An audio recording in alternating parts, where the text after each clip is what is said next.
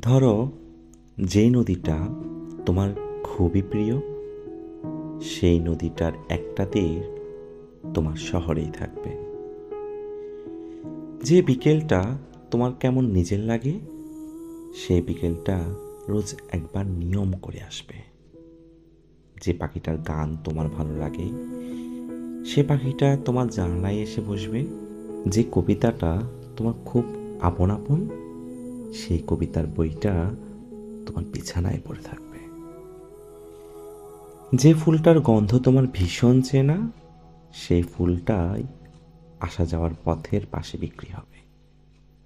কিন্তু গহীন বর্ষায় যে মানুষটার সাথে তুমি বৃষ্টিতে ভিজতে পারতে, সে মানুষটা তোমার কাছাকাছি থাকবে না, থাকবে অনেক দূরে, অনেক।